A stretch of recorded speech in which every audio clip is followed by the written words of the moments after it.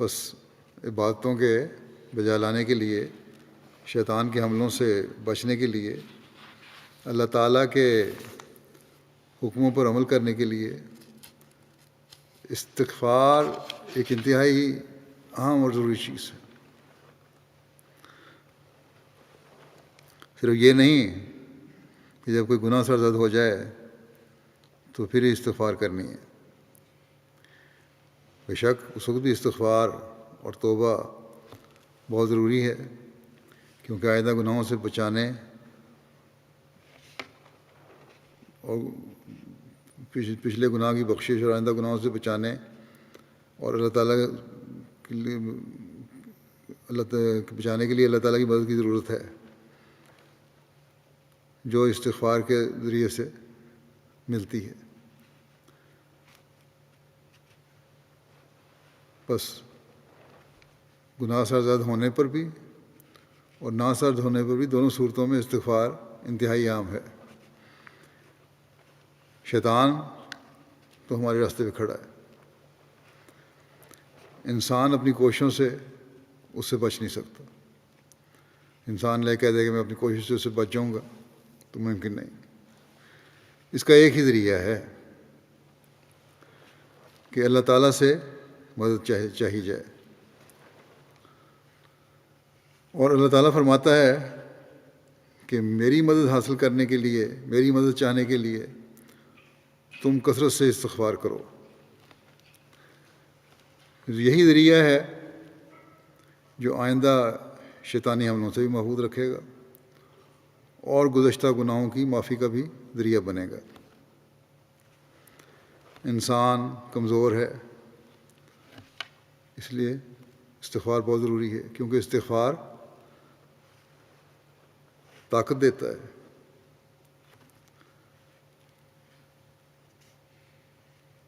استغفار طاقت دیتا ہے کہ بشری کمزوریوں سے بچائے اور شیطان کے حملوں سے بچنے کی طاقت دے۔ بس مسلسل استغفار اللہ تعالیٰ کی صفت قیومیت کو حرکت میں لائے گی، اور استغفار کرنے والا ہر برائی سے بچایا جائے گا۔ اللہ تعالیٰ تو اپنی طرف آنے والے کو اپنے ساتھ چمٹانے والا ہے۔ جو شخص گناہوں کے ارتکاب کے بعد توبہ کرتے ہوئے اس کی طرف آتا ہے، اللہ تعالیٰ اس کی بھی توبہ قبول کرتا ہے، اور جو گناہوں سے بچنے کے لیے، شیطانی حملوں سے بچنے کے لیے اس کی طرف دوڑتا ہے، اللہ تعالیٰ اس کی استغفار بھی قبول کرتا ہے،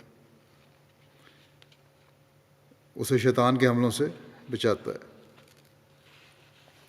اللہ تعالیٰ کی رحمت اور بخشش،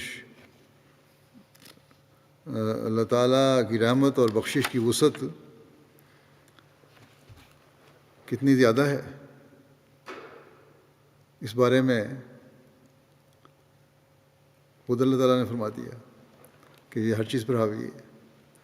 اس بارے میں حضرت صلی اللہ علیہ وسلم بھی فرماتے ہیں، قصہ سنایا ایک شخص کا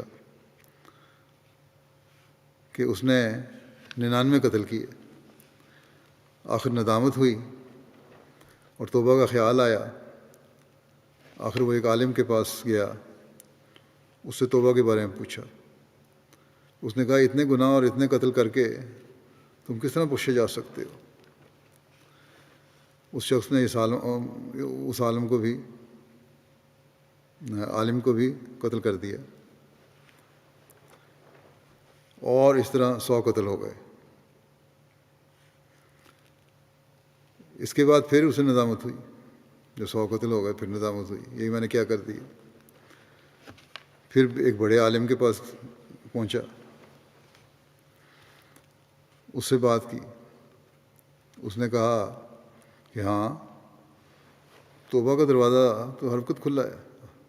اللہ تعالیٰ کہتا ہے اگر تم حقیقی توبہ کرنا چاہتے ہو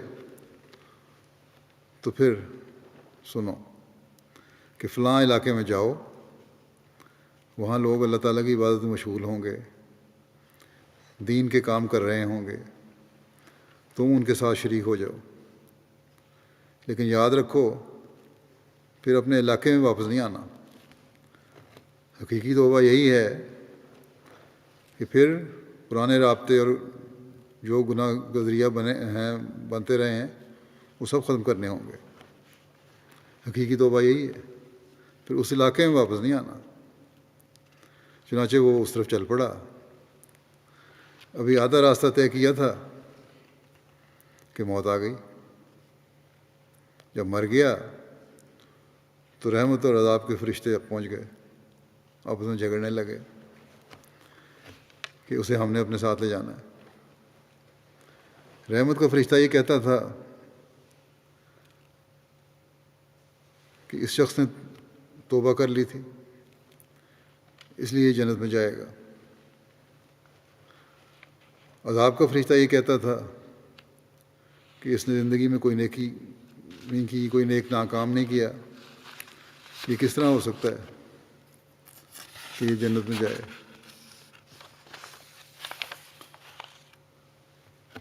یہ نہیں بخشا جا سکتا۔ اتنے میں ایک تیسرا فرشتہ بھی آیا،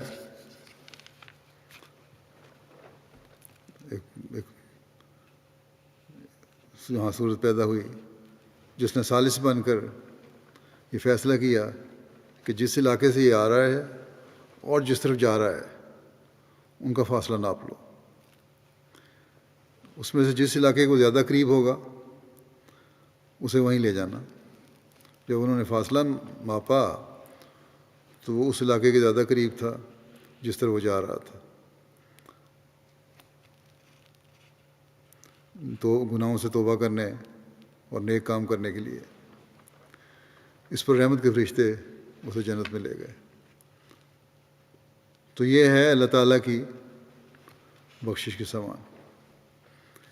انتہائی ظالم اور قاتل کو بھی جب اس نے توبہ کی صحت کی حالت میں تو اس نے بخشش کے سامان کر دیا۔